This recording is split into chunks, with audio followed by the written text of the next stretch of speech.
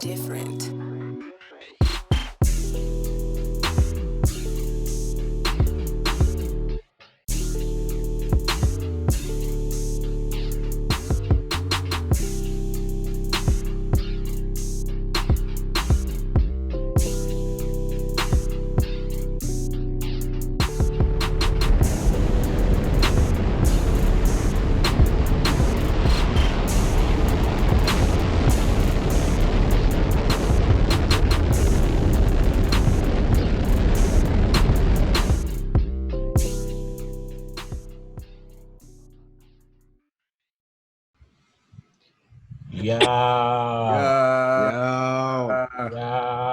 Yo. It's your boy King Scrap. Psycho Rico. It's your boy Doc Lou. And welcome to the very first, but not the first, but it's the first The official episode first. of What's the Now podcast. This is the Brought to you by WTF Podcast. Ladies and gentlemen, WTF Now Podcast. We'd like to welcome you here. Thank you very much for tuning in and joining us on this journey as we talk about the Time out. Time out. Yeah, Scrap sound cut out. Oh yeah, I'm back now. All right, well, we All right. starting over, or we? You know the show gotta start off like that. I mean, Right. This is we're our good. third. why would it work? Right. Why would it work? Why would it be? Why would it take until Right. we air to you know? See, now for the You know. listeners and the viewers and all that stuff, we can go nowhere but up. Right. We start out at rock bottom. There's nowhere to go but up. Thank you very much for joining us. Right. Give you a little background. I am Big Lou. I am a talk show host. Midget beater. I mean, my bad. Did I I say am a fart. midget beater? I'm an old fart. Hey, and no, you ain't, because I'm your same age. Old farts of the farts. You're on camera. Yeah. I have a Too late. You've already seen. in media arts. And we're not editing anything out. No. Nah, you on there. Rough. And she got some speed too. Them babies ain't did her nothing. That's 4.2 right there. That's a 4.2 dash. And I'm King Scrap. I'm the one that gets no privacy at home. I'm the one with the wife and 2 kids. So you might see somebody running through, call them a name, something. I can't afford the office right now. Rico has company too. But These stupid like motherfuckers. he had Thanos' hand in his hand. Bro, fuck. I'm saying, here's what it is. It's 2020. Ain't nothing surprising right now. Right. Why are you driving around blowing your horns? Just get out the car and talk. What the fuck? I'm Psycho Rico. Um, I've got my hands into all kinds of stuff: digital media production, artwork, music, talk shows. they mentioned that I'm not young alcoholic of the crew. Yeah. I'm about to go outside with my pistol, bro. These stupid fucks just honking the horn, bro. As soon as we start the podcast, it ain't. That's the fans, man.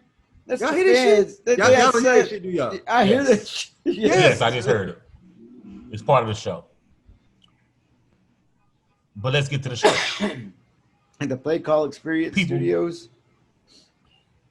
Yes. I'm Now, trying this not to go episode get, here, I'm trying not to go get my pistol, bro, for real. This is bullshit. I'm trying to do No, this. no. Some of us got to work, bro. Find your peace, man. Oh. drink the bread and butter. Drink the bread and butter. Sound like a party going on out there. I think there's a birthday party next door. Why we wasn't invited? Well, the fucking the damn streets won't let me be great. Might as well come on in and introduce yourself. Yeah, we had somebody in the background over there. My cat walked through over here. And I got New York City traffic outside my window. Right? in Louisiana. People, this episode is the first episode that ain't the first episode, but it's the first episode because the first episode messed up, didn't save. And then the other first episode, well, it's kind of outdated. So, Right. and with all things going on, we felt like it wouldn't be right There's too to much not going come on on. talk about the topics that's going on.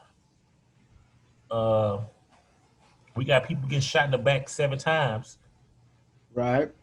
and get handcuffed to the bed. Right. Paralyzed from the We waist still down. got Handcuffed. and to the bed. handcuffed. Where he gonna run somewhere? He gonna get up and run out the hospital? Right. I mean, in order to get a wheelchair, somebody had to bring him in there for him to wheel himself out of there. And there are cameras But- everywhere. You can't sneak up. If this ain't like TV, you can't sneak a person out of the hospital. And then our great orange president, Chester Cheeto. I'm gonna run down everything with him because we'll be all day talking about him alone. So let's just run down the topics for him alone on the one subject. First, did you hear about Trump's sister? What Trump's sister said about him? Oh Like, yes. he's a liar, a pathological liar. He was a brat. It's all the stuff we basically knew anyway. Somebody took his test for him in college to get in college while he was in college. Let's see. Trump praised the police in, what was the name of the place? Kenosha, Minnesota. Oh, it's Wisconsin, Kenosha, Wisconsin. Kenosha, Wisconsin. Yeah, he praised the police there that shot an unarmed black man in the back that they said later on, oh, he had a knife in his truck. They didn't know he had a knife in his truck when they shot him. He was unarmed. But have you seen the videos of the white man wrestling with the cop in the store? Like they're having a full-fledged WWE championship match in the store. And he's, stop. Yep. Right. I ain't But if gonna he tell was- you again. Black, I guarantee he probably would be in the upper room by now. Then Trump slammed the mayor of D.C. and called the protesters thugs that were there for the anniversary of the March on D.C. But you remember when the protesters were in Virginia in Charlottesville, and Trump called those good old people nice people? Yeah, I remember that Right. though. Yeah, very nice So people, the people on both sides or something like that. So the people that's marching for justice are thugs, but these redneck, Ku Klux Klan, dirty, musty smelling, peckerwood ass folks are good old people though. But the ones that's actually fighting for justice and change are thugs. Then Trump said that he's actually, let me get the direct quote that he said out his own mouth. Let's see. Donald Jack as Trump. People are tired of watching the highly political NBA basketball. Basketball ratings are way down and they won't be coming back. I hope football and baseball are watching and learning because the same thing will happen to them. Stand tall for your country and our flag. Agent Orange, Chester. What do you think that these people are doing? These ones that are actually fighting for justice and tired of people getting shot. They're telling you that they want the same equality in America that everybody else gets.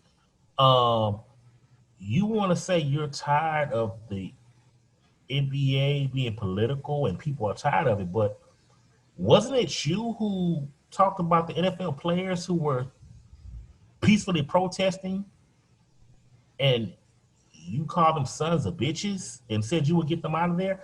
You brought politics to the NFL with that. And last I remember, Colin Kaepernick taking a knee. That was told by a former veteran. What is it? Was it Navy, Army? I can't remember what he was. I can't remember. But he either. told Cap, hey, instead of sitting, take a knee. And Cap started taking a knee. That came from a veteran, Right. but you skip past it. Never mind the fact that the way that they hold the flag on these NFL games disrespects the flag. Look up ways to disrespect the flag. But you skip past it. Never mind the song, the national anthem disrespects minorities, but never mind that. Never mind how you disrespect veterans in this country. Why do we have homeless veterans in this country that want to fight for this country? But they're homeless because of what? The veterans. They're the ones that fought for this country. Not your bum ass. They had everything given to him. See, you're decisive. Did I use the word right, Rico? Is that the right word? I think you meant I divisive. don't know right now. Divisive. Yeah, that's what it was. He's a device. All you try to do is divide everything going on. See, when Obama was president, you was mad that a black man was president, and you want he's not from here, where's his birth certificate and all this here. And let's build a wall and everything. But look at all these domestic white homegrown terrorists that we have here. What's the kid that killed 2 people up there? I mean, where was it in Wisconsin? Kenosha. You said that he feared for his life, and if he hadn't killed those people, he might have ended up dead. He did a good thing. Right, I saw Come on, that. Donald J. When Donald Trump You know what I'm saying? did that shit. I Yeah, said John. like, bro, come on, bro. You're orange ass, and I'm not gonna lie. Like, I pray that he does not win in November. But if he does, as long as we had this podcast, I'll have a lot to say about his orange ass every week. Every single week. Yep, but He the type of person make you miss George Bush being president. well, see, Remember what Kanye said? George Bush don't like black people. He was right. Right. Donald Trump don't like anybody that can't bring him $1. See, and that's the thing. You in that particular seat, you know, there's a status quo that you have to adhere to. It changes from whoever occupies that seat, you know, on 16, you know. 100 Pennsylvania Avenue. Yeah, 1600 Pennsylvania Avenue. Whoever occupies that seat has a status quo that they have to adhere to. So they have numbers of, you know, what's the highest number of collective that contributes to your cause. Okay, so it's these people. So these people can spend or will give you the money more than enough that you need to do what you need to do, just based off of their idea alone. He doesn't care or he gives 0 F's about any of them. The Right. high mountain gun toters, you know what I'm saying? They're like the opposite of the ignorant minority for us. The ones, regardless of what you do to put them on a platform to succeed, they're going to screw it up because they brain only operate, you know what I'm saying, in one area. So he's latched on to these people and he's made them believe that he's fighting for them. But no, he just needs your dollar for the people that's really benefiting off of this plan. Well, and that's where you get the you know, I commend such and such for this and Right. boo-hoo such and such for that is because that's what the lower intelligent constituents believe. Long as he can, they vote don't matter. The dollar does. Well, that's the thing. That's their Black Friday. The ignorant right. eat it all. I never understood how a bunch of poor white people could back Donald Trump, who's part of the 1%. He hasn't made good on any of his promises. Medical care still sucks in this country. His stupid wall hasn't been built. His quote unquote drain the swamp was he knocked out a lot of crooked politicians and put his crooked business partners in the cabinet. Nobody's gonna benefit from that.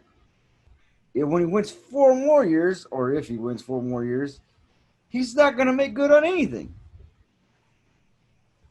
Because he's out. He knows if he gets there his next 4 years, 4 more, and I'm gone. I'm good. And it's back to my business. Well, he wants an extra turn. Yeah. He don't want an extra turn for like a businessman. He want to set up. He want to set up his stuff, policies in place for him when he gets out. He can run his companies. Oh yeah, but be set up even better. Better. He said that in 2024, he should run again because this first run don't count because he was under investigation and impeached. He said a lot of dumbass shit. So, and then he don't believe half the stuff he say. He don't believe. Right, and if it don't work, he wants to put Ivanka as the next president. Yeah, that way his businesses won't get tied in all the bullshit. You want to put who, Rico? Ivanka. His daughter or whatever. I mean. And I'm gonna be real. I'm just not up here hooping and hollering for Bynum and Kamala either. No. However, just like I wasn't hooping and hollering for a Trump or Hillary. No, it's the so for me. I'm gonna tell you like I tell everybody: vote for your local governments because that's what matters the most. Yeah, your local politicians. Your city councils, your mayors, your judges. That's what matters. Your senators, your governors. They put foot on their neck.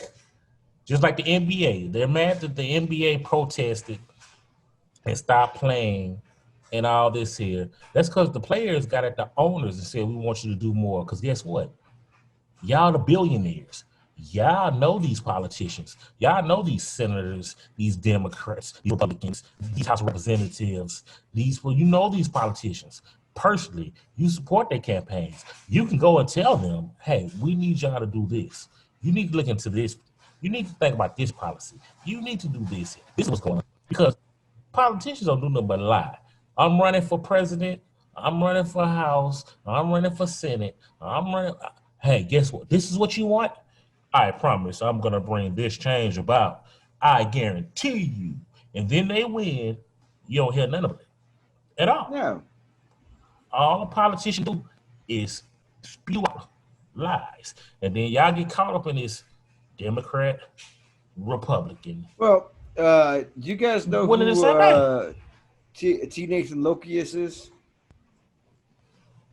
He's breaking up. He's a T. Nathan Lokius. He's a political. He talks on politics, but he said something to me that was very interesting. We're all talking about we need to change the system, we need to fix the system, and all that stuff. Things need to be, and he was like, no. He's like, if you fix the system is designed to work a certain way, and his analogy was his cell phone. He says, I got a cell phone that my fingerprint opens up. It's got facial recognition. It's got even a retinal scan. And when I look at my phone, it works for me. Because if I break my phone and I go get it fixed and put to that same system, it'll still do what it's supposed to do for me. So the system that we're looking at that needs to be fixed is not broken. It's working the way it was designed to work. So what he was saying is we need to dismantle the entire system and build a new one. And when you said that, that's the first thing came in my mind is we need to blow the system up and create a whole new one. When did the first slave ship arrive? 16 what? I don't know. You got me on that. It was 16 something. The moment they arrived here, pretty much slavery was here. This country wasn't built for black, brown, anybody. It was built for them. And then in between, they made it for the rich. And the whole theory was they left and they was getting away from what were they getting away from in England? A greedy king. And they want the whole Boston Revolution, Boston Tea Party and all that. They were tired of taxes and all that. So it was taxes. It was a greedy king. It was all that. What system do we have today in America? A greedy king. Same system that they call themselves getting away from. Look, the same thing that they supposed to get away from is the same system that we have here in America today.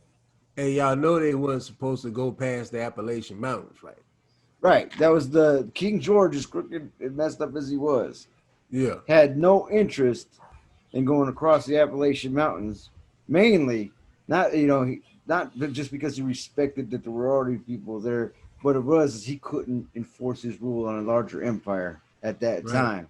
But anyway, for whatever reason, the colonists were not supposed to go beyond the Appalachian Mountains. That was not England's empire. Right. But the colonists were like, there's money to be made out there. There's money out there. There's gold in them there hills. Yep. Let's go get it. Don't get me wrong. Our forefathers, they're if you look at them by today's standards, fuck them forefathers. They ain't my forefathers. Fuck the niggas. Right. Well, of the country, are messed up people. But it's like looking it's like looking at people today. You can't blame a person for being white or being ignorant if you don't let them have a chance to learn.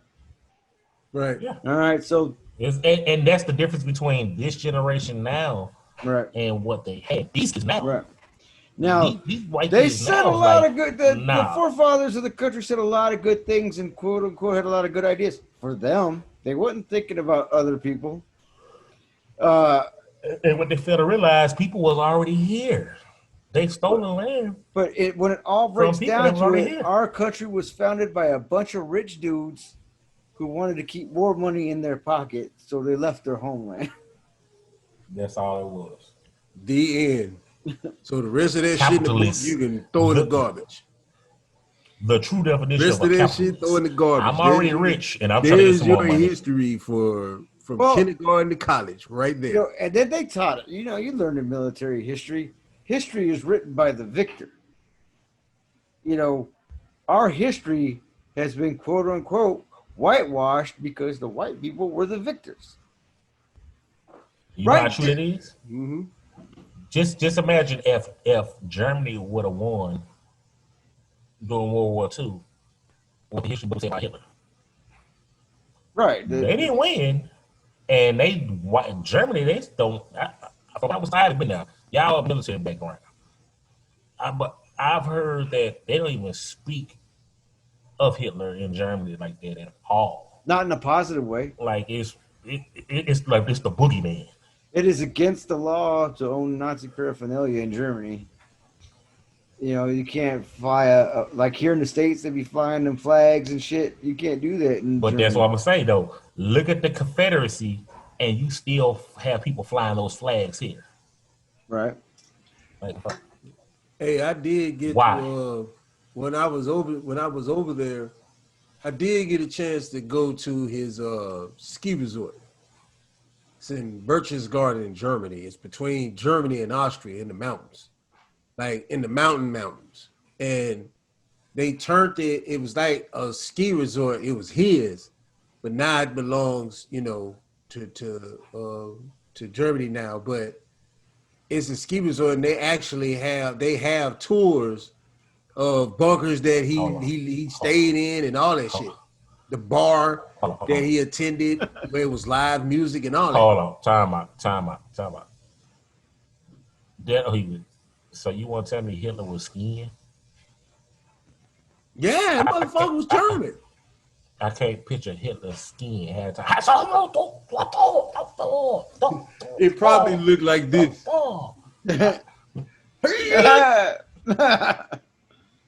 I mean, I can't picture Hitler skiing, but it's like me trying to picture Donald Trump. Yeah, bro. It's a Donald Trump can't even walk down a flight of stairs. It's in Birch's Garden, I think is the name of it, if I'm not mistaken. But yeah, whole fucking tourist attraction now. Shit was weird. This dude was turched. He was turched. I'll just say that. Turched. Evil genius. You know what I'm saying? You know, on one hand, that dude was so so too evil. much knowledge that he just got mad. So evil, but he had the power to control these people's minds with his speeches and his, of course, in force. People are afraid. But if he had to put that shit towards good, if he had used that same power, how come we don't ever come across a guy with that kind of charisma who want to do right by shit? Because he's not allowed to. The last person that was going that route, they murdered him and put him on a cross. Yeah, and the second person they murdered him and his family. And the third person they murdered him. Right. And the fourth person they murdered him. Mm-hmm. And the fifth murdered him. So the key to the story is, the whole moral is, if you doing great, they're gonna do what? Murder you. Yep. You can't even be a princess with morals. Does that mean I might be in trouble? Princess Diana was changing the world. If I stay on this path. She was the epitome. You can it's just some people, you see their purpose and you feel it. Even though we were never in any physical contact with this woman, when we saw her on TV, we felt that pure love, energy, and caring, and wanting to change the world. It's not how they operate. It's about all about dominance. And it was affecting the world, and she got murdered for that. Bro. That's why it's one person that I ain't never trusted, and I never will. And I ain't got nothing against the brother, but I don't trust nothing he say. And that's Al Sharpton. Him or Jesse? I don't trust Jesse either. No. Al Sharpton is a former informant. FBI informant. Former. I'm trying to give him some decency. Just say part-time. We know he's still working with people. Part-time. He on call now. He show up and you still showing up snitching. And we know the truth of the matter was, if you really was working for the people, you would have woke up in the upper room a long time ago. They ain't letting nothing. Look, they did more. Look how they did Malcolm. That's because it's systems of control. If you challenge the system of control, they're gonna vilify you or get rid of you. And they're going to. And what has he made? Look at Muhammad Ali. Look what Muhammad Ali had to go through. He lost 3 years of his life, his professional career, because he went against the system and told you, nah, I'm not going to war. Them people over there in Vietnam, in the Viet Cong ain't did nothing to me. My struggles is here in America. Bro. With the white man. What? But you want to send me to go fight somebody else that ain't did nothing wrong to me. Even Bill Clinton ran and went to Canada. I don't understand how anyone, and don't get me wrong, because when I was young, dumb, stupid, whatever you want to call it, I signed right up. I was ready to go lay down my life for the machine, the money-making machine back at home. I don't understand how a person is willing to be told, I want you to go across this ocean or whatever and lay down your life for us back here in Washington. Meanwhile, what's going back on? You know, if I walked up to you and said, "Hey, go across the street, put your neighbor in the face," the first thing I hear about is gonna be, "Why? Yeah, Why do I need to do that? Why don't you? Well, you be like, watch you go punch him in the face. You want to punch him in the face of it, right? You know, yeah, man. It's crazy, you know, especially to back up what Rico talking about, and you know, this is something that I've shared this.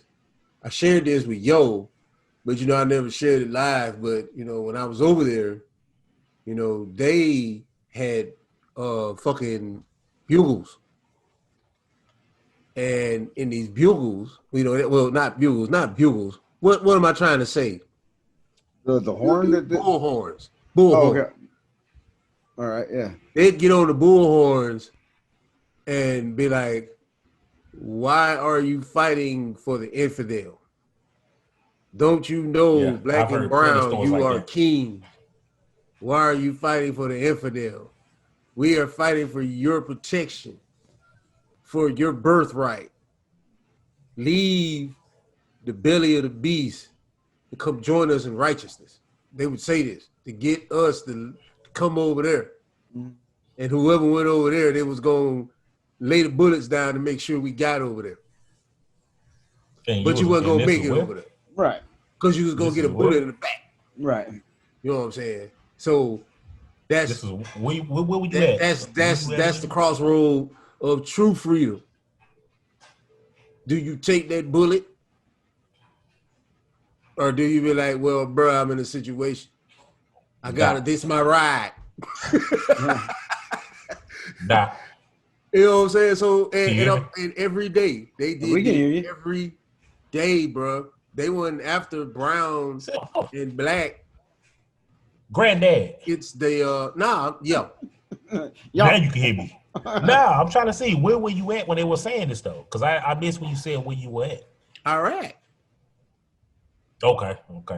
Because I've heard those same stories about Vietnam when they would say, like for years, I would say, "Black man, this is not your war. Why are you here?" Right. They did that in Afghanistan too, but you ain't gonna see that. You ain't gonna see that on the network. See, like back in Vietnam and World War II and all that, I can't see how a black man would go and fight for a country, knowing when he go back home, he gonna be treated like shit. The thought of getting some freedom still, they might treat me differently. Might be a way out. Might be my ticket out. Yeah. You know I mean, not even that, Rico. Think about Civil War.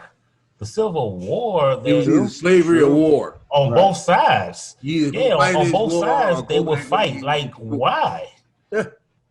Like, and what you said is a real statement. Like, why would you fight for them? But it's the part of, maybe it'll be different if I do this. On the Confederate side, if I help them, maybe they'll let me go free.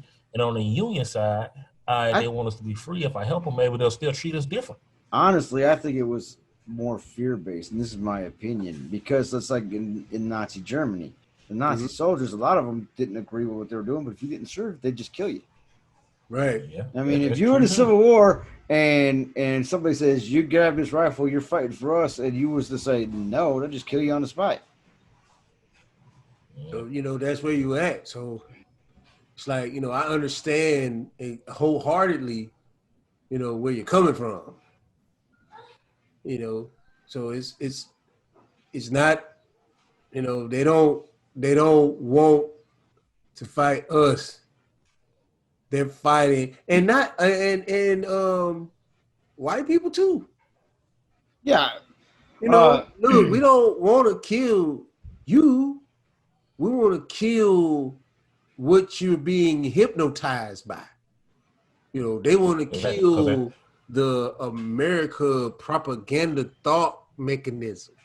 That's what they're destroying. That's their objective. At the risk of sounding cliche, because this word has been thrown around a lot in the last 5 years. It's too much to where it's lost its credibility. but we're trying to make people woke, you know. Oh my God. Yeah, they But destroyed their word. They throw that word around too much, but it's the truth. We're Yeah, trying to yeah. awaken people to what's going on, you know. Right, bro. There's too Nowadays, much anybody information. gonna watch a YouTube video, they watch a YouTube video. Oh, I'm woke now, man. I'm woke. Yeah, I'm a one And the video. video you watching, One video, one and the video person. you watching probably ain't have no truth to it at all. You know what I'm saying? Like You even ain't with did- beliefs, you ain't I seen a done. lot of people turn back on beliefs and Yeah. go to these other beliefs. And 1 minute you, oh man, I used to believe in Christ. I once believed in Allah. Now I'm believing in the Sun God. I know a guy They like watch the that video, and now who you is woke. bounced. And now you went from that. Now you something else. You know what I'm saying? Like that ain't making you woke. That's making you slow. Right. See, I'm like, That's what's making you. I believe everybody walks their own path and finds, you know, their own answers and all that stuff. But I know people who have jumped from faith to faith to faith in a matter of months in between. And like this one guy I know, he was like, I said, you know, you're mad at God because God won't bend the universe for your will. Exactly. Right. He's talking to you every single day, but you won't listen. But You know what I'm once he understands that he has to bend it first, once you understand that you have the power, then the work's done. That's what I tell people when they be like, well, why God allowed this to happen and why is this still happening? I'm like, okay, you call yourself God, right? Okay, so that means you have the power to generate, operate, and destroy, right? So if you had that power, who are you waiting on?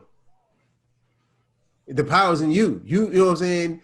The person that you waiting on is in you. He's waiting on you to wake up so he can get to work. It goes When you down to get like up this off here. your ass and put that plug in the wall, then you're gonna What see is- some shit. But what as does long the as you word got that tell shit you? on the ground, I'm just sitting up here on the cloud, like, oh, whenever you plug the plug, nigga. Right. Hold on. Because with that, what the word tells you, faith without works is dead. You can have all the faith in the world, Yeah. but you ain't getting up off you ain't going to do it. I'm giving you. This is what people want. People want God to be a genie. They want him to be Right. what's the blue guy name from Aladdin? Genie. Genie, basically Yeah, was genie. that. Which if you read into what a genie really is, a genie is a jinn, which is an evil spirit. But these cartoons got people fooled. Yeah. A genie is a jinn. If you look in the Quran, that's a jinn is an evil spirit. But long story, people fall for anything, let Disney put anything over their head. But people want God to be a genie and just sit down with a what do you want? Okay, here it goes. Okay, here it goes. No, I'm giving you life. I'm giving you breath. I'm giving you energy. Right. You can do this. I'm making a path for you to do this. Do your part. People don't understand it though. They want everything handed down to them. It's like a little kid. Mommy, daddy, do this for me. Do this for me. Do that for me. Instead of, thank you, Lord. You set me on this path. Let me get it. You guided me. So I'm going to sit still, Father, and listen to you. Tell me what you want me to do. No, man, why you let this happen to me and all this? He didn't tell you to get up and go do what you just did that was so stupid in the first place. Right. He didn't tell you take your paycheck and go to the boat and blow your boat. You broke. You went and spent all your rent money at the boat gambling trying to make some more money. They talk about, God, why you allowed that to happen to me? Right. It don't work like that. Right. And to reiterate and go further on what you said about being still, but the still part, what people don't understand when that's what it is, Scrap. It's the being still part. See, people think being still means sitting on my ass and waiting. No, when he says be still, he's talking about Your mind. Yeah. Yes. he's talking about this. This needs to be still because you got all this going on in your head. You know what I'm saying? Rent. Oh my God. When I'm gonna get a man? I ain't. You know what I'm saying? Oh, you know what I'm saying? I got these kids. Be still. Don't worry about all that. You know what I'm saying? Fuck all that bullshit.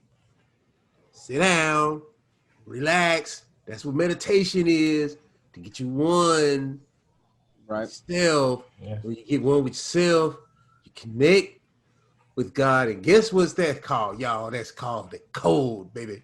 And once you make that connection, wait to see what happens then. You get excited now. Still first. He can't get it. When see, they- all that stuff is blocking this.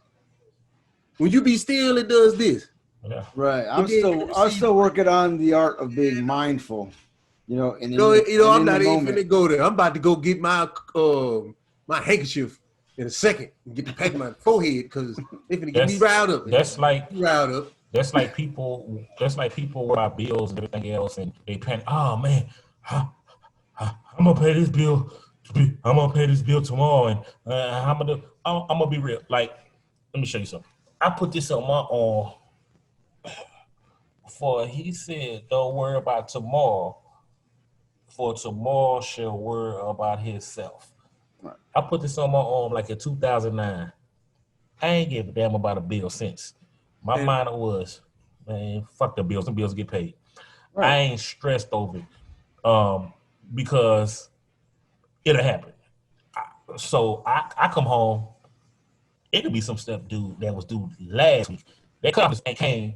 It ain't coming to another week or two. I can get them extensions. It's still on. I'm not stressing. Oh man. Oh, bro.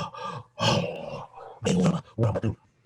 When my son's mother left and I became a single father, and Lou know that story, and my son one time would ask me, well, what's going to happen when we do this, or how we're going to do this? I was always telling him, we'll cross that bridge when we get to it. But actually, what I used to say, because I thought I was being funny, was we'll burn that bridge when we get to it. Yeah. Because you're not supposed to burn bridges. I remember this story. But, I was like, we cross the bridge, we burn that shit, we can't go back. We just keep going, Can't go back there. There's no path back. There's a path forward, though. So when we cross the bridge, we burn that motherfucker. We ain't trying to go back there. See, the shit we had to go through. Like with life, people get caught up in too many material things, worrying about so many things instead of just having faith that it'll get taken care of. So they, how am I do this? What about this? All this. Sit still. Uh-oh. Can y'all hear me? Yeah, I think scrap audio. Your audio dropped, fam. They don't want you to tell the truth today. Right? Yeah, but now you're back. And if you got faith, repeat what you just said, because the audio dropped over. You know what I'm saying? People worry about bills and everything else, and sit still. If you have faith, then you good. Why are you worrying? Why are you stressing? Like, I literally haven't stressed about paying nothing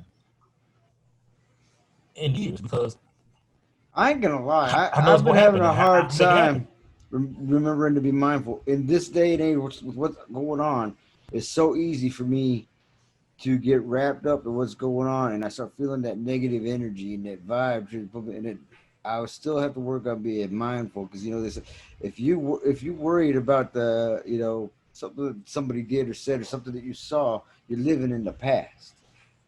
If you worried, about the future, or bills, you're living in the future. But the past is gone and the future don't exist.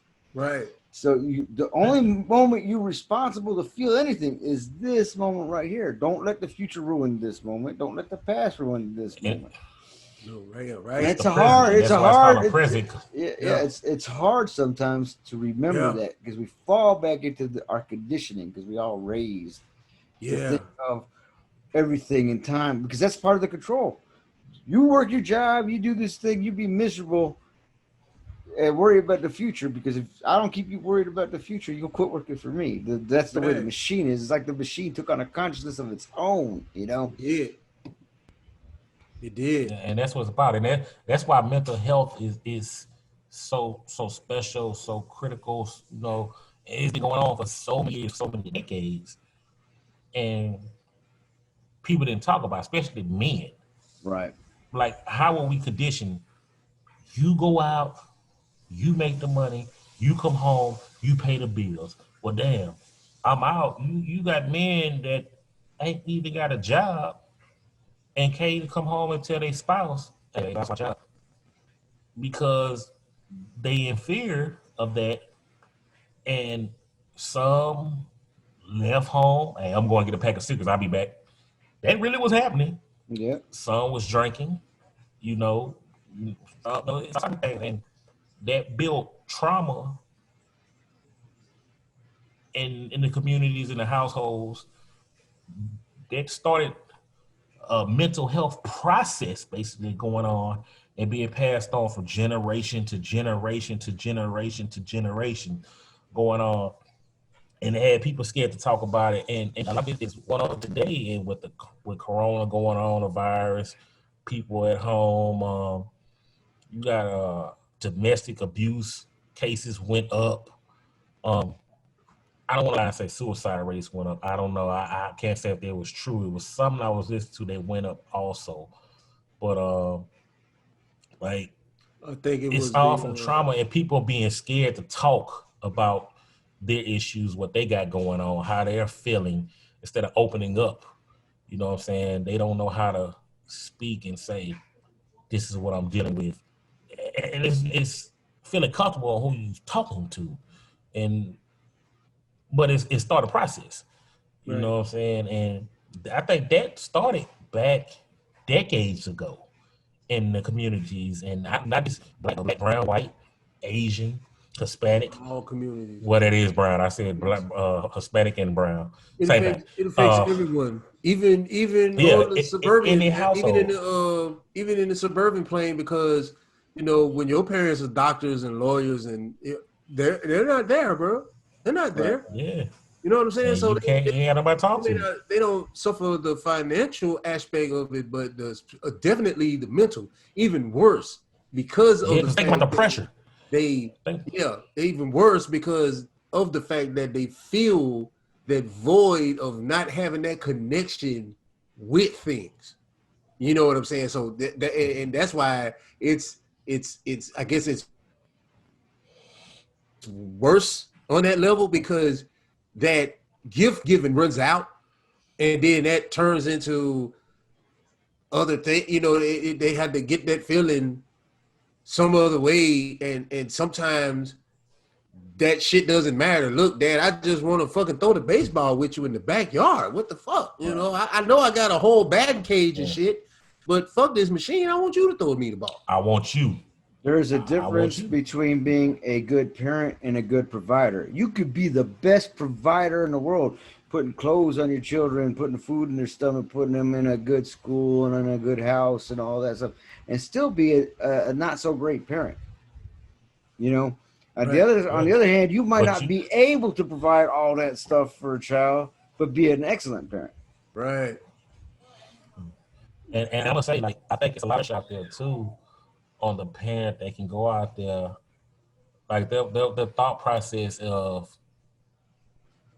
I'm trying to provide for my family. So they go out there working nonstop, and they might be falling short of being there as a parent, being there, but it's probably because of the thought of what they went through, I didn't have growing up. And I'm trying to make sure my kids, my family has, and they don't even know what they're doing.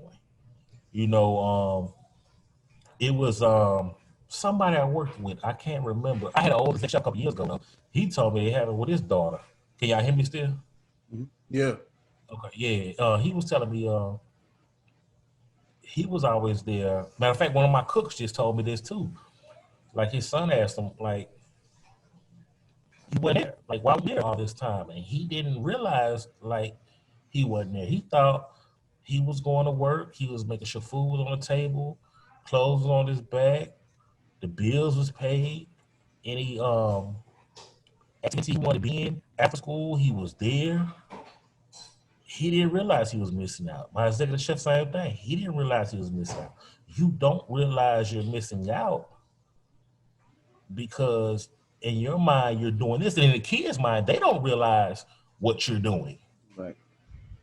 because they just want you there. They don't realize though, if you're not doing this, you might be in a worse situation. Right. You know what I'm saying? At home, you might not be able to. Yeah, you might not like me. I grew environment up. you in. I remember we lived in the projects when I was 10 years old, and I'm at home. I'm a 10-year-old, and I'm watching my little brother and sister while my mama working graveyard. I'm the babysitter. She couldn't afford to pay the babysitter. I remember we got lights off, and we got the electricity running from the house next door, plugging a hot plate in and everything else to be able to cook because the electric cut off. But mom had to go work. I understand what was going on then. It was just normal to me. And now when me being grown, I go and bust my ass every day because I'm like, I don't want my kids going through that.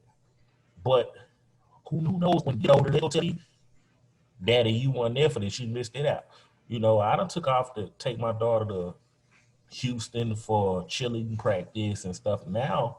But who's to say it's things I'm gonna miss out on? You know, I missed out on finding out that my daughter was going to be a girl because I had to be at work. So I couldn't even be there. You know, my wife went on her own with her sister and she called me.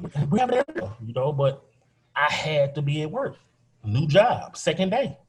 Wow. You know, there's things that you go through and you never know what a person might deal with thinking about later on in life that might affect them with that.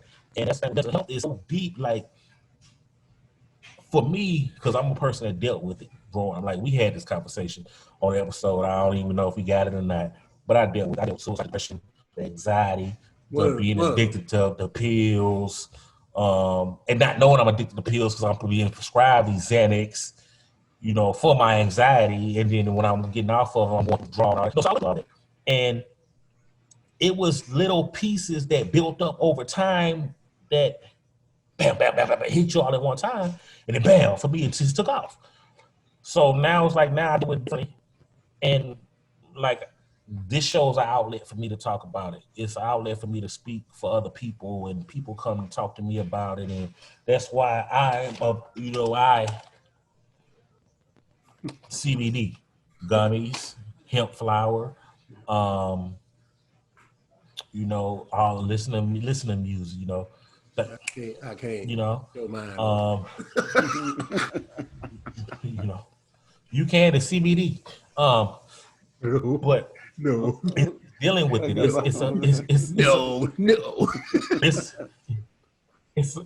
it's a fight. It's a process. Right. You know, it's unreal. Like I know these people. You know, Sunshine. You know, Sunshine was talking to this dude, and the dude had with he was dealing with anxiety, mental health issues, and that's what tore them apart because she was dealing with mental health issues. She had lost her pops. She was going through her stuff. He was going through his stuff, and it tore them apart. But if it wasn't for that, if one of them probably was going through, the other one wasn't, maybe it would have worked out. For two people dealing with it, it's hard because who's gonna talk to who? Right. You know what I'm saying? But and that's that's a topic that we'll have a lot of conversations about talking about mental health. And like I said, all jokes aside, the campaign, all jokes aside, mental health, autism, diabetes, high blood pressure, all jokes aside on all that, anything, you know, we gonna have those conversations on the show about it, you know. You know, social anxiety disorder, all that. You know, we gonna bring awareness and we're gonna speak on all of that because everybody, you know what I'm saying, needs to, you know, an outlet, and everybody, you know, and we definitely need to speak on it for them, you know, especially because, you know, I'm military raised. You know, my dad was a drill sergeant, so I've been a private. And I know from your stories, you got some mental health too. Yeah, very much so. To the root stores, to the point where relationships suffer because of my lack, of emotion, or lack of understanding those emotions. I understand. It's just the emotion part. I'm always disconnected.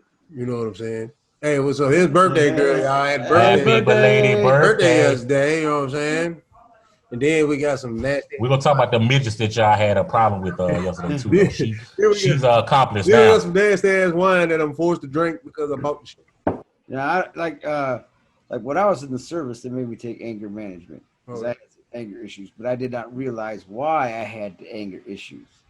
And then my marriage suffered it because I was dealing with shit, but not knowing how to deal with shit. Right. And I don't mean to say this as disparaging my ex-wife, but her and I splitting was probably one of the best things that happened to me for my mental health sake, because that's what started me on the journey of why is this shit happening? Why am I the way I am? Blah, blah, blah. Right. Had I got here before then, maybe we'd still be married. Who knows? I don't know. But I did not start taking that drink because I was too young when I got married to even get in my head. Right. I was still scared, defensive, and, we didn't talk about that shit. I got to deal with this all on my own, Right. I'm weak if I got these problems. That's the one, because I'm that guy. I'm the hero. I'm the superhero. Remember what I said, though? That's the rule with men. We men. We ain't supposed to have feelings. We ain't supposed to talk. We ain't supposed to cry. We show no emotions. Right. That's the lie that we was taught. That is the absolute truth. You know what I'm saying? We are supposed to, you know what I'm saying, tap into that emotional side. Right. You know what I'm saying? It strengthens us, but we've lost it because it was showed as a sign of weakness. But it goes back to what we said earlier, what we was talking about. When did they come about, especially for us as black men? Slavery beat that out of us. Right. You have to be strong. You cannot cry. And we lost our way with that. From that, we feel it like, this going on with me. And even when you're talking to your spouse, she might feel like, man up. It's like, I ain't being honest with you, and you telling me to man up when that's not supposed to be the case. We all, man or woman, male or female. Right. I never had the trust situations to open up to somebody and be completely honest. I was always holding shit back.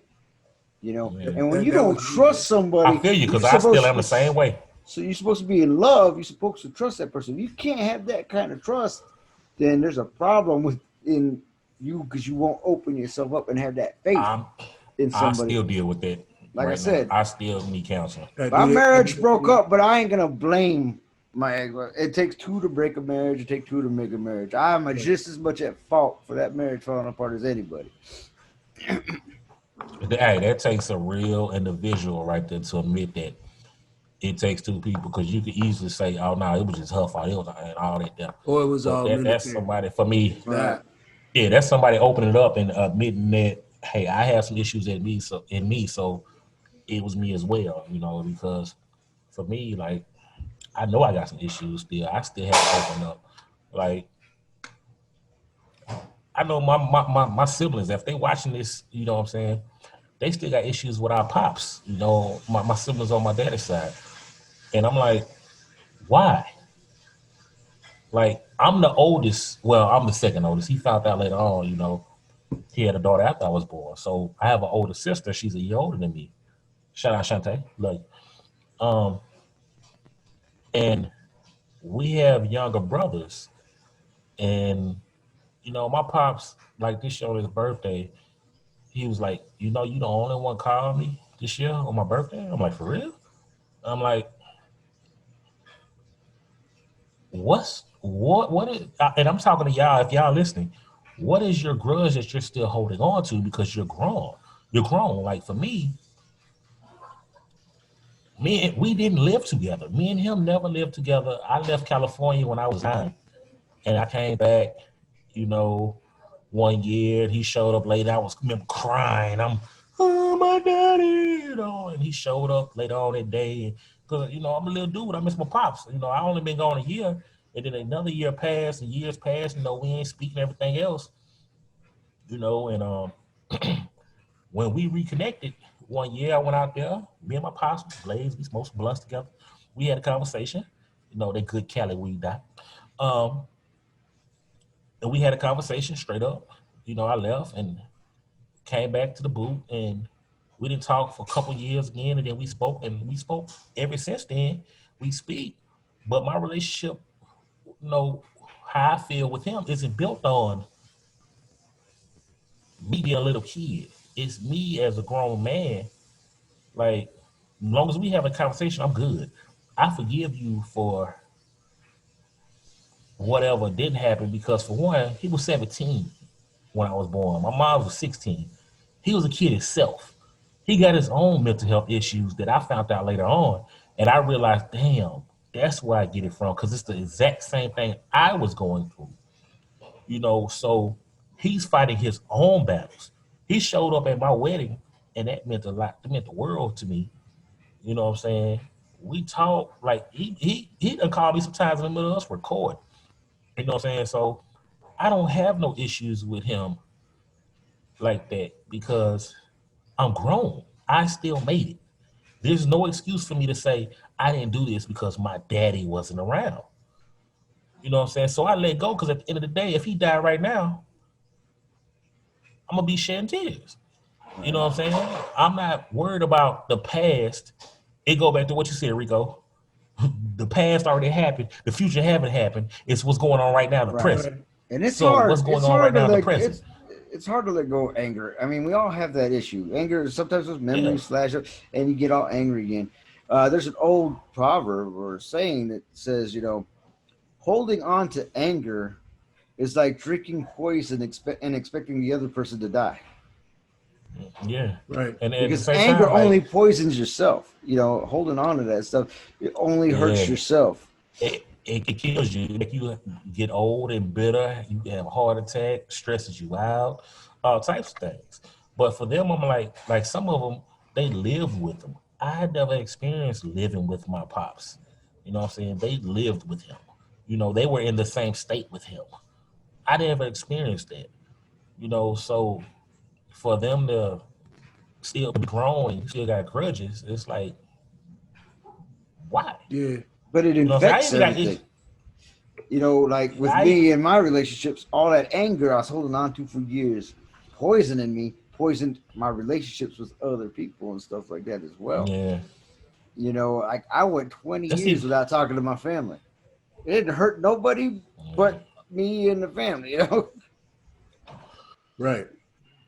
It's like me and my mom's, like we it's like issues that we had going on, and I let go of that. Like, my brother and sister was here, we was talking. Love you, Frankie Schleeser. We was talking, and I'm asking them, like, why? She has her own mental health issues. Y'all have to realize she was 16 when she had me. She still was a baby. She didn't know what the hell she was doing when she was raising us. You know what I'm saying? And she has her own stuff that she ain't got over. Like, whatever we went through, I'm not holding those grudges on. Now, it still has me messed up where I don't reach out and speak and call like I should. I do that. But far as, oh, I ain't talking to you, or I ain't calling saying happy birthdays or stuff like that, like, I don't get being that way for me, but that's me improving in my mental health. You know what I'm saying? Like, it's all about the fight, the struggle, the journey. You know what I'm saying? You go through with it, everything. So. And you learn lessons every day, and you learn about yourself every day. You just keep on that journey, and you learn them in the strangest of places. Like yesterday I got into an argument online on Facebook with a bunch of people because somebody on my friends list was calling Kyle Rittenhouse, that kid that shot the protesters and stuff like that, a hero. Oh, the one that they show cleaning graffiti off the wall. So, did you see Ted Buddy wash dishes? Right. This guy said he was a hero. And I went in, Kyle Rittenhouse is a POS, piece of shit, blah, blah, blah, blah, blah, right? And then other people jumped in and we was arguing back and forth. And I'm like saying it wasn't justified, this and that. And then this one guy, man, he just kept arguing with me. And then he was insulting. And then I was being arrogant, and that went back and forth. So finally, it's just, I realized, this guy is so passionate from his point of view, and I'm so passionate from my point of view. And I finally said, look, this is the evidence I have. This is why I believe this. If you have evidence to the contrary, show me. You know, and if you do, I made the choice to quit being mad. Be like, I will be open if you show me. And then I said, look, we're not going to change each other's minds. So, you know, have a good day, peace, and all that stuff, right? And we ended up on a common, respectful. We didn't agree, but you agreed to disagree, right? And then after we had ended our conversation, other people want to jump in and attack me and all that stuff, and I'm like, whatever. And then this one woman was like saying this stuff, and I don't agree with what she was saying, but she did point out some things that were true to the both narratives. And she's like, if you would just take your hate blinders off. And I was like, because I did come into it full of hate. I did come into this conversation. That guy said something that pissed me off, and I came in from a position of hate. So no matter what my intentions were, misguided to be good, they were born of hate. So I had to check myself. And if I'm going to be this peace-loving hippie that I want to be, I should not have come in from the place of hate. So her name was Christy. I'm not going to say her last name or whatever, but she checked me. And though we don't agree, and I will never call that kid a hero, you know, He's not. I did not respect my own position and where I need to be in my life enough to check myself before I spoke. So you should always ask yourself, does it need to be said? Is it truthful? And does it cause no harm? right? And I came in That's causing real. harm, and that's my fault. I had a situation like that this morning where I made a post and somebody I know commented on the post. It was of Nipsey, Chadwick Boseman, and Kobe. And MC Light, it was a post that she did on Instagram, and she was like, you know, 3 kings and everything about them. And, you know, somebody I know posted, I agree, but I don't know about the 3 kings part. And I didn't agree when he said the 3 kings part. I'm like, I'm not even gonna waste my time, you know, commenting on it because, you know, that's your opinion. The old me wanted to, but I'm like, I'm not gonna waste your time on that. Especially, I can talk about it on the show or something if I want to, but if you don't see yourself as a king or queen, I pray for you. You know, there's brainwashing right there. And you see, and I do that a lot too. I see something, I'm like, ooh. And I'm like, wait, Rico, no, you don't need to get in there, get all hateful. It's not worth it. Why ruin their day? Just leave your day. Yeah, you know, and this someone I know much respect for, you know, much education, a doctor, you know, love him, you know what I'm saying? But you don't agree with everybody. You're not gonna always have agreements with everybody. You're not, you know, so I didn't agree with him, you know, I still love him, you know, but I wasn't finna get in the conversation with that. You know, he posted his opinion. I let him have it, you know. Yeah. Like me and Doc talked earlier, somebody we was talking about that gets on my last nerves, and I be want to cuss out sometimes on their post, but I'm like, do you? That's you, my brother. You still doing stuff that's gonna have you burning. While you judging people, you still doing stuff in your life that you know people they're gonna go hell for. You still doing the same thing. Right. Little do you know it or not, but you think you're so above people. And you can't chastise it and do it and call it something else. Right. See, like, it doesn't work that way. You know? And like I should have caught myself. People are like I caught up in the moment and I was like, ooh, let me get in it. And I was having fun with it too. You know, like this guy insulted me and I'm insulting back. You know, like, that's the thing. When you having fun with it. And then but you know, I slipped up. When it becomes what I should have done was just like unfriend this guy. I don't have to see that no more of that negative energy. But I got caught, and then I started having fun. I was enjoying it. I got up this morning ready to get back in, and this woman was writing stuff, and I was like, this woman, this point and that point. She's like, just take your hate blinders off, and I was like, son of a bitch. Like the whole LA issue I was talking to Scrap about. Yeah. I had to sideline that Cause bro, I was ready. I was ready to tell this, the schoolest dude, Right. I was like, you know what? Not your fight, Lou. You Right. just do an EP. And just stick to the plan. You know what I'm saying? That's not your fight. This is way before you. You know what I'm saying? I shouldn't have no effect on anything that's going on. I shouldn't. But All right. Well, we went off task on our normal conversations, and people like I'm gonna be real. We got about 5, 6 episodes, Rico, recorded. At least. We go give them to y'all. We go give. It's only because I'm listening to this. I'm like, it's only right we give them to them because there's some conversations we done had on here. We got to get, so we can't make them wait. Yeah, but we'll make them available at random on YouTube, and people get to learn a little bit more about us. And we'll let people know the hieroglyphs. Yeah, call them the hieroglyphs. Yeah, or the what'd you call the secret scrolls? The WTF now scrolls. The secret scrolls. I say we just some WTF-tology to get to these scrolls. It's sacred. The sacred. This is sacred. I say give them to at least once a week. History channel. Until we get off of alien stuff. Oh yeah. But yeah. We since we not dropping them. I'm not gonna say because they're gonna come out, so I'm not gonna say what I wanted, but I'm gonna say okay. Doc, I'm gonna start with you. Top 5 movies of all time. Man, I wish you top 5 movies of all time. Heads up. Now I gotta think. Top 5 movies of all time. Number 5. All time. All time. Number 5. All time. Sharknado.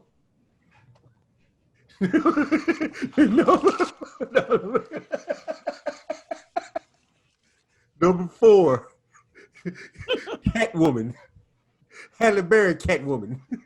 Yeah, I can watch that movie with no sound. I mean,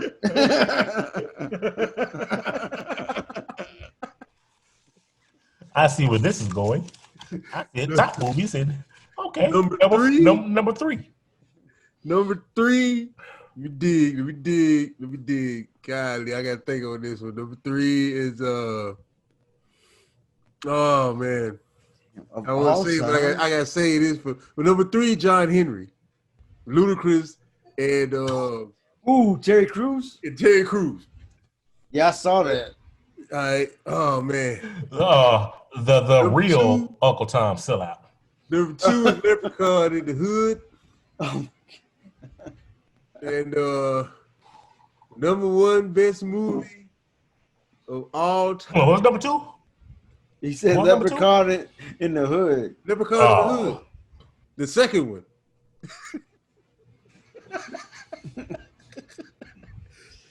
And my number 1 movie of all time. Let me think. Because, it's very, very, very special movie to me. It goes all the way back to my childhood. Awesome graphics. The first Avengers movie with the Thor and the Hulk and the first one, the very first one. Oh, the old one? With Thor had a fur jacket. Yeah, had the little wings. I just want when he said his childhood, I know he was talking about it. Oh, jeez. All right, let's see. For me, his hands wouldn't even breathe, y'all. The Hulk hands wouldn't even. Oh, shoot. Go ahead, Rico. All right, number 5 is Star Wars: A New Hope, 1977. First movie I ever saw at a theater. I was 6 years old, so just stuck in my head. Number 4 is gonna be Oh Brother, Where Art Thou, with George Clooney, because it was I loved the actual Homer's Odyssey and the fact that they did that. I love that. Number 3 is going to be the Francis Ford Coppola version of Dune, 1984 Dune. Good Because shit. they had Good a lot of actors like Patrick Stewart, Max Van Sydow. Good choice. Good choice. Number 2 is probably going to be Interstellar with Matthew McConaughey. Yeah. And then Good stuff. number 1 is going to be The Big Lebowski. Because when I grow up, I want to be like the dude. That's what's up. Well, I'm gonna start mine off with some honorable mentions. Out of Sight. Where's Carter? I could be here all day with them. My list. Number 5, Armageddon. Y'all can tell me Armageddon wasn't good. Yeah, it was a good movie. Yeah, it was a good movie. Number 4, all the Lethal Weapons. Every last one of them. 4 and 5? Even with Chris Rock. Okay. What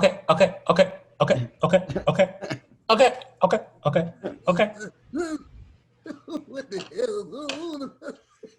Yeah, fuck you in the Here's my drive-thru. badge. Here's my gun. License, registration, now, bitch. My hands are Number 3. long. Number 3, Boys in the Hood. Classic. Yeah. John Singleton. Rest up, brother. Ricky. Rest up, brother. They killed Ricky. Yeah. They killed Doughboy at the end, too. We didn't see it, though. Rest up. Rest up, man.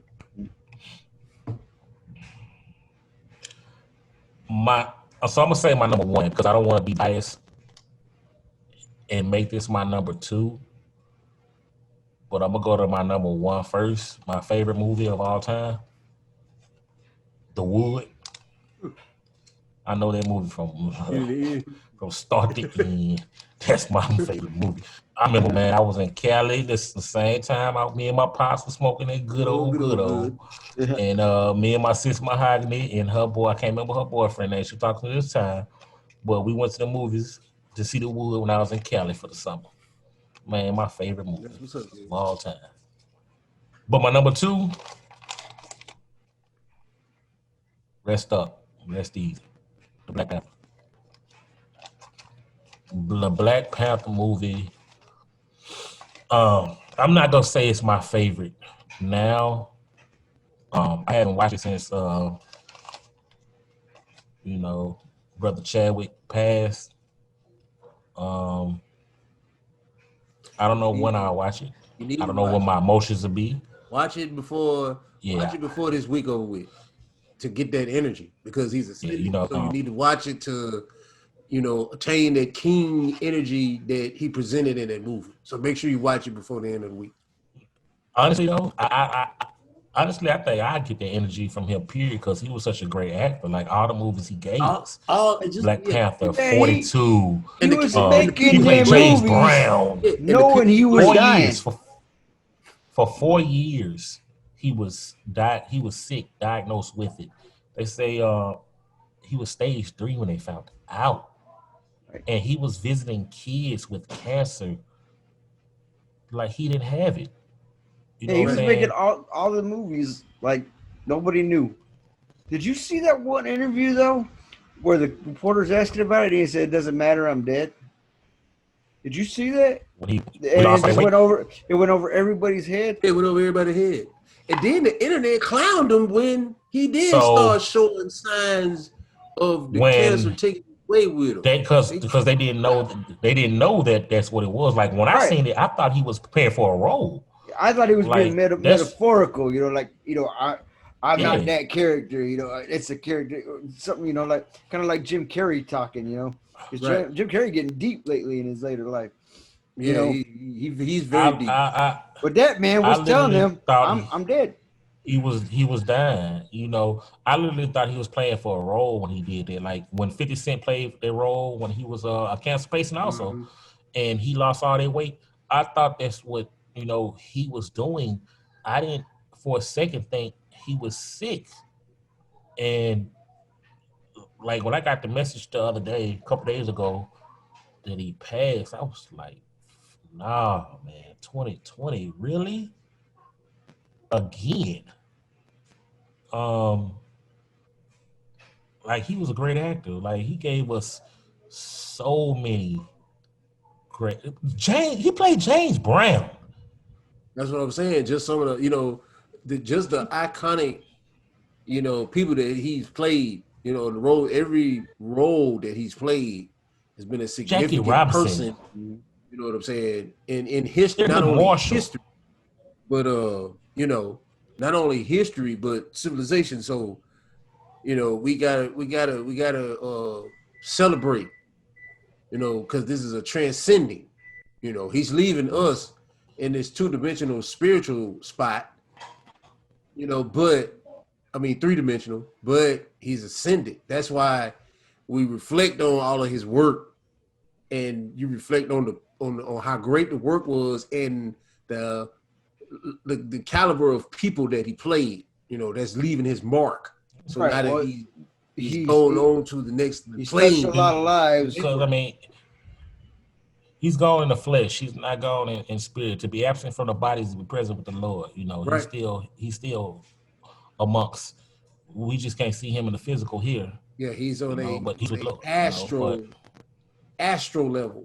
Right, but you know, it's like we've said before in one of the episodes before, is like what you do is how you affect people. If you change one mind or affect one person, and they take that with them, and then they might pass it forward or along, or however you want to look at it, then what you do spreads exponentially. That's why you want to work so hard to consciously put out good. See, people think karma is if you put out bad, it'll come right back and get you, but that's not how it works. The idea of karma is that the more good you put out there, the more good is out there. So every time, like when I was all like, oh yeah, let me get in there, and I put that little bit of bad out there, it's out there. I can't take it back. I can apologize for it, but it's still out there, and I put it there. That's my responsibility. So I have to work even harder to put more good out to counterbalance the little badness that I put out. Rest easy, brother Chad. I don't even want to see Black Panther no more. New Black Panther. There was talks of phase. It let me know that Marvel didn't know. Like they announced Black Panther 2 and everything was in the plans and all that, and you can scrap the plans. I don't even want to see a part 2. How you gonna do a part 2? You gonna let his son become Black Panther? The story that we didn't get because him and Storm in the comics was married and had a kid. You gonna let that be the story? You gonna bring Killmonger back? You know, it hasn't. Okay. It hasn't been filmed. That was supposed to be in phase 2, so they haven't started. They get the time with Corona going on. Right. They can get the reality. They get Time Stone, go back, get Killmonger, and make Killmonger the Black Panther. Well, actually, they don't even have to do that because in Wakanda they can heal you. Remember, so they can see the end of it. They brought him back. But I don't even want to see that. I don't. Yeah. If they bring back Black Panther, I'd rather it be 20 years from now as a reboot. Black Panther 2099 and the kids. Right. The kids then, like your old, like you said, Doc, your old Avengers. That's what they need to do with Black Panther. They go bring them back. It need to be something like that. You know what I'm saying? Like, God rest the brother. Captain America rode a moped, bro. You have a motorcycle and a moped, bro. Did you remember way back when that old Flash television show back in the 90s? But when they would show the footage of the highway and speed it up. Did you ever notice that at nighttime Flash had headlights? Yeah. When they're showing it going down the road. Yeah. You gotta love it, bro. That's genius, bro. But speaking of good brothers, the good brother Colin Kaepernick. Yeah. Roger Goodell said that he wished that they would have called Colin Kaepernick in back when he took his protests and got an understanding of everything that was going on. He said all that, but you know what he didn't do? He still didn't apologize. Oh man, that pride, you know. It's the destruction of all. Pete Carroll, he wants to talk about how people, y'all, we need to understand what they're talking about, equality and everything else. But Pete Carroll even had a chance. They brought Colin Kaepernick in to sit in the room and talk to him. They didn't even work him out. Now, everybody wants to apologize. Well, no, they're not apologizing. They want to say they understand now. Look, I'm gonna tell you, but he missed 3 years. I got a lot of respect for that man because he stood up for his for his convictions, man. He lost his career or 3 years out of his career because he's gonna come out on the top. He's on the right side of everything on this. It's gonna come around, you know. But he never faltered. He never said, "Oh, damn, my paycheck. I better quit what I'm doing," or something like that, you know. Right. Yeah. That's why he's in our Hall of Fame that know, people will learn about later. That's why we still got to put the episodes out. Yep. Yeah. Y'all just stay tuned. Just stay tuned. Y'all will get all that. Y'all get all that. But yeah, man. It's about it's about protecting your brand. You know, of course, everybody's rolling with the status quo because it makes dollar sense now. Now it's affecting the wallet. Exactly. And that's what's gonna have to happen to these police, man. They gotta get a okay. You kill somebody, you lose your pension. Kill somebody, you lose your salary for a year. Someone shot unintentionally. Or if they don't have a weapon, you lose your salary for a year and your pension. See how many times they pull the trigger. And speaking of you saying that, you brought the thought to mind that I forgot about. Breonna Taylor. So the DA, pretty much. Well, matter of fact, I got the article right here. Because I seen this and it blew my mind, and it made me think about the police unions again, and they want to be mad about everything else going on, but it continues to show the corruption that goes on in the police force, the DA, everything else. So according to newly uncovered court documents, prosecutors for the Commonwealth tried to get Jamarcus Glover, Breonna's ex, who is charged with drug trafficking and gun charges, to claim she was part of an organized crime syndicate trafficking drugs into Louisville. The plea deal would have turned a 10-year sentence into probation, but Glover declined the plea deal and stated Breonna was not involved with dealing drugs. Cops searched for Breonna's home as part of a wide investigation to Glover and another man after they claimed Glover went to Breonna's apartment in January to pick up a package and then go to a known drug house. Glover denied any wrongdoing when he used her address to receive packages, telling the Louisville Courier Journal nothing ever illegal there. Getting shoes and clothes coming through the mail is not illegal. Nothing illegal at all. Sam Aguilera, an attorney representing Taylor's family in a wrongful death lawsuit, responded to finding on Facebook writing, the length to which within the police department and the Commonwealth Attorney's Office went to after Breonna's killing and to try to paint a picture of her which was vastly different than the woman she truly was, he added. The fact that they would even try to represent she was a co-defendant in a criminal case more than a month after she died is absolutely disgusting.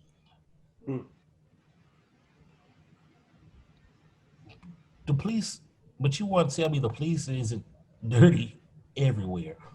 And Michael Dyson said something to me that it resonated with me because I said something on the show. We all three of us said on the show that all the police aren't dirty, and he said on the show that how can we say our police ain't dirty when the good ones ain't even coming forward to speak? No matter how scared you are, you still ain't coming forward to speak, and you know what's going on.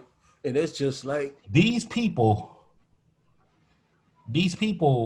tried to paint her in a whole drug case instead of wanting to charge and arrest the police officers that killed him. right. Right. Let me say something So let's make her look bad. Hypothetically, I don't care what her history is. If anybody, these cops were executing a faulty warrant at the wrong address, or the warrant was a good warrant, but if they were at the wrong address, they're going after the person already in custody. I don't care if the person sleeping was a drug dealer or had charges or had drugs there. They did not deserve to be shot in their sleep and die. That what a person's done in their past, it had no relevance. Right.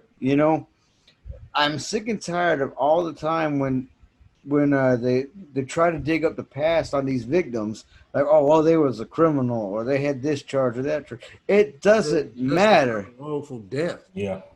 Especially, if it's they were a felon or what, but they did their time.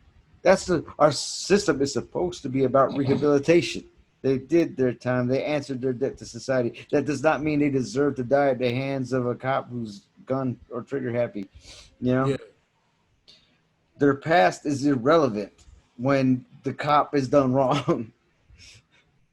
But then it goes back to when somebody that they want to justify does something wrong, and they want to make them paint them in the biggest light they can. And that's why I say to the they'll come up with a whole police union chiefs and all that, the whole story, and instead of just handling it the way it's supposed to be handled. Here's another thing, because I don't know. I know we talked about this before, but this BS about using words as semantics to fit their agenda. Defund the police does not mean disband the police. Exactly. It means take some of that money and spend it wiser. I live in a town that doesn't need our police shouldn't have armored personnel carriers. What do they need it for? In that video in Kenosha, Wisconsin, they had like 3 armored personnel carriers drive by. Why do they need that? Right.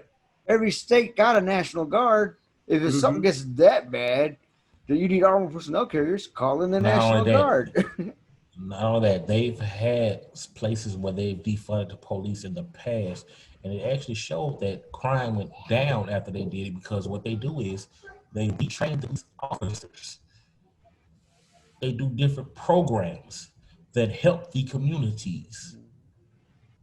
But but defund the police is a bad word. They're like, you can't defund the police. How the police going to work? But we defund education all the damn time, and nobody cares. With BS salary, no one cares about that. And this is your children, your future leaders. They don't want future leaders, though. We already discussed that. Yeah. They don't want anybody coming up and being leaders. Peasants. They want leaders to come out of the established status quo. Right. They want them to come there. They manufacture. They don't want them naturally built.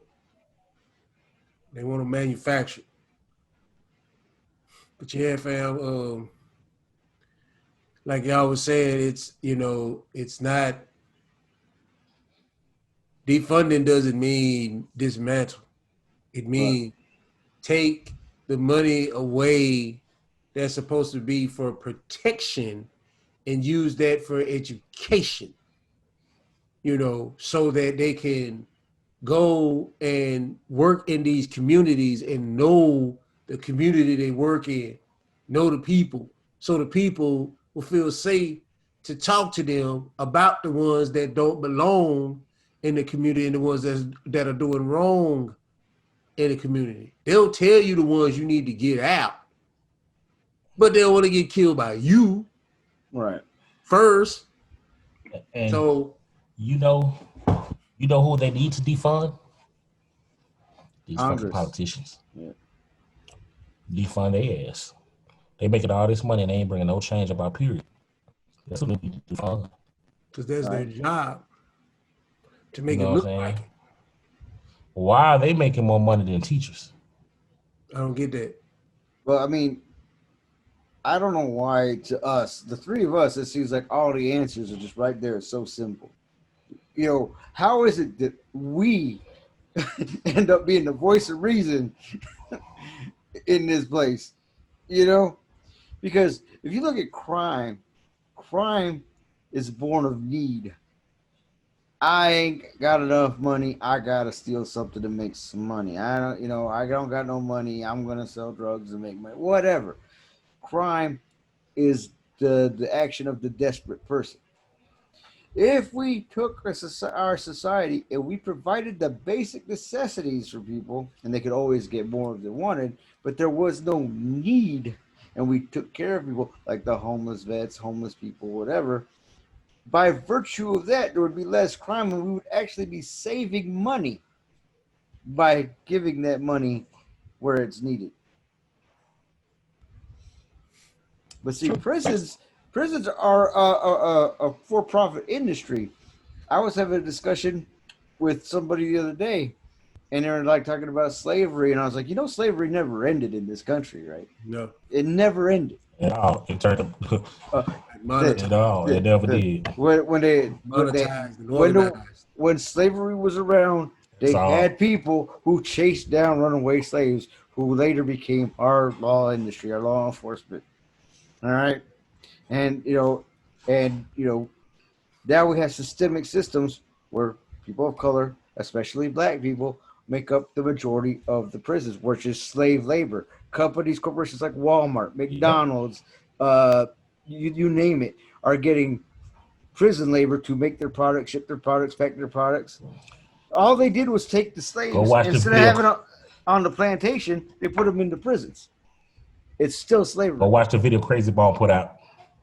Crazy Bone talks about how somebody came to them talking about a video back in the 90s with rap music, that they had a meeting with a bunch of top people in the music industry, and they pulled positive rap music, and what came about from it? Gangster rap. What did gangster rap push? Violence, drug dealing, bitches, hoes. And what did it fund? Violence, even more in the streets, dumbing down people. People ended up in where? Prisons. What did this meeting consist of? People putting money up for private prisons. Private prisons is big business. A lot of people don't know this though. But to get locked up is big business.